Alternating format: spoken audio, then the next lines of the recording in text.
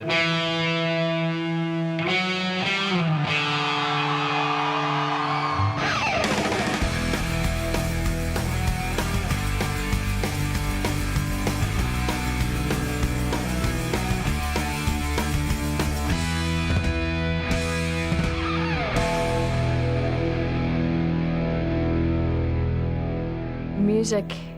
is really important on our show. We probably do more scoring than a lot of shows. I wrote the scores for a little over half of the second season of Buffy and all of the third and fourth seasons.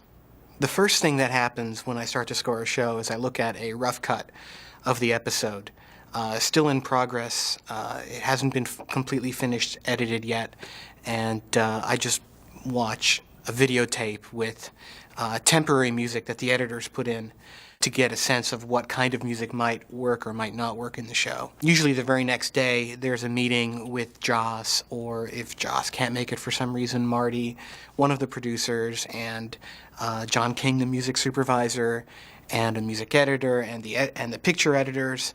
And we all sit down and watch the show from beginning to end and talk very specifically about where each piece of music will begin, where each piece of music will end, and what it's supposed to be doing. And this is called spotting. In a typical episode, there would be anywhere from 14 to 30 minutes of music, depending on the episode. After that spotting session, I basically get about a week to score the episode, and I do that at my own studio, where I have a lot of synthesizers and samplers and a computer, and it's all designed to simulate an orchestra.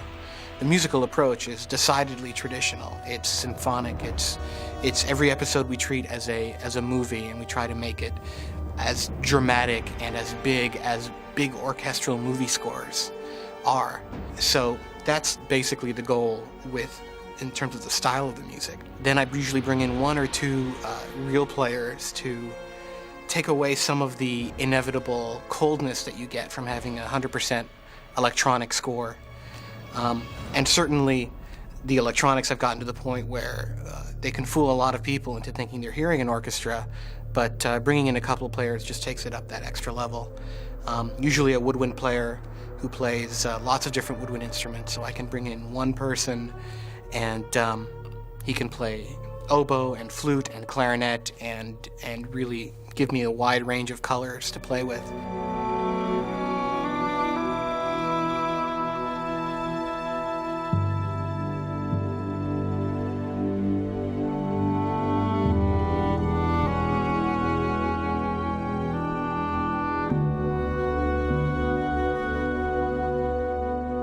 That's one great thing about Buffy and Joss, is that they understand the power of music and the power of score, and sometimes design scenes specifically to be carried by score. I mean, Hush is a great example of that.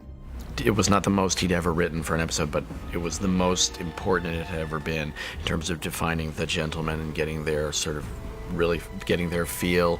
Riley's love theme, everything had to be very specific musically because it was doing a lot of the talking. Chris Beck is a genius, and I think that the best music he did for the year was for Hush, because it had this kind of scary fairy tale tone to it. It was very effective and very creepy. An episode like Hush, I knew the music would be presented so much in the foreground that I didn't have anything to hide behind. I knew the music was such an integral part of the storytelling that the standards that I set for myself on that show were really, really high. CD standards, if you want. You know, I felt like I was making a record as opposed to just scores, and the attention to detail, the amount of counterpoint that's going on within the music itself, the complexity of the music, it's just all multiplied by a factor of 10.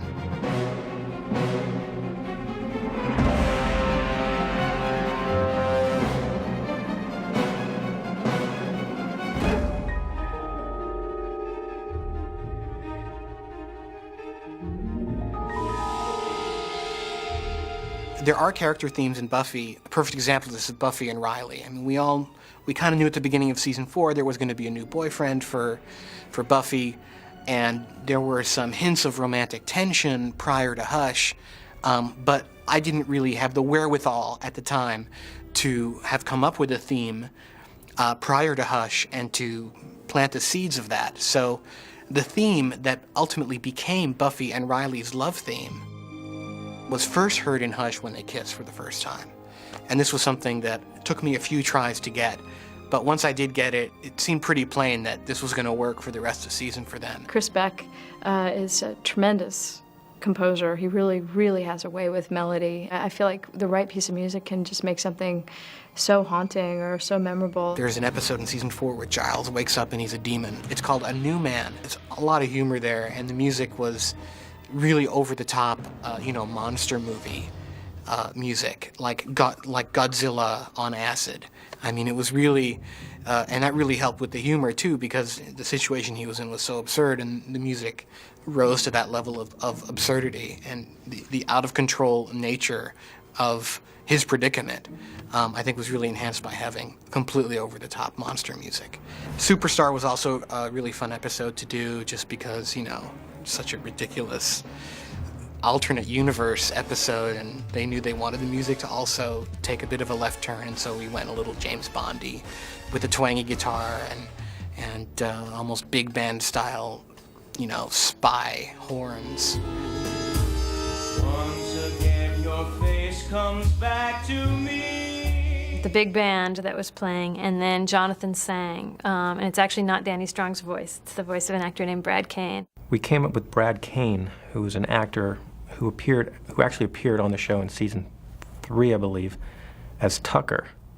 We brought him in because he's a singer, and I believe the singing voice of Aladdin. We picked Serenade in Blue. It's just a beautiful song and romantic as anything.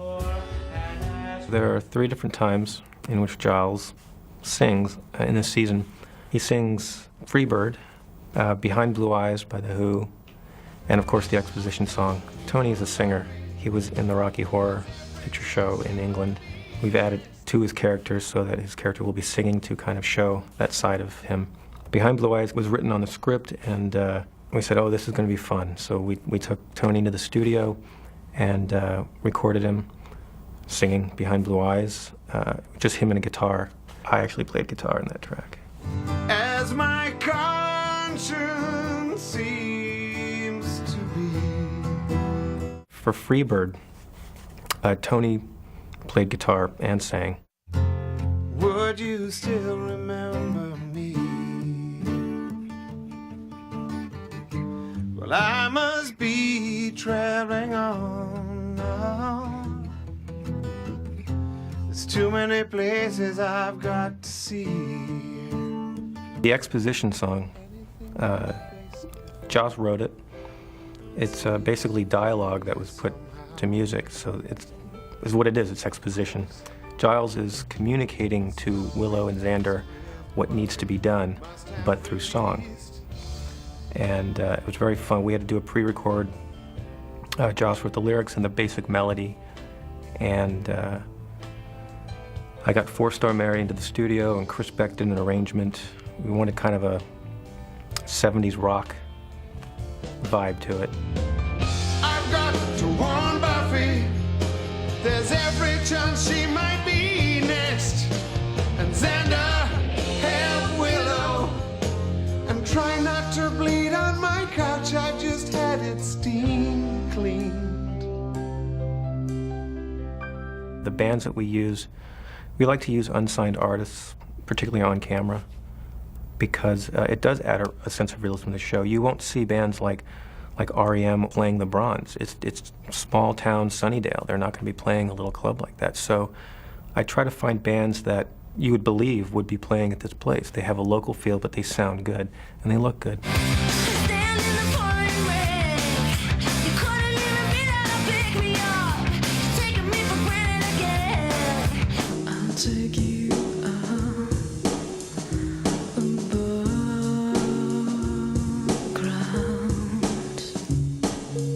THC, which is now George Serra, who is the mastermind behind that band, was the music behind Veruca. The name of the band in the show was called Shy. And of course, George was on camera. He was the only one out of the entire band on stage that was the actual musician in the group. The bass player, the guitar player, the drummer We're not part of George's group. George is George. If you look closely, you'll see him on the left side of the screen. He'll be playing keyboards. The process we used for bands on the show when they're filming, most of the time we just use their recorded CD. We'll play it back on set and they'll lip sync just like a music video.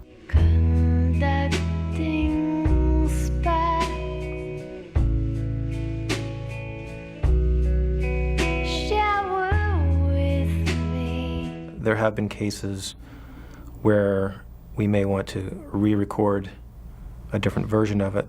Splendid, for instance, we took them into the studio to record a softer version of a song they did.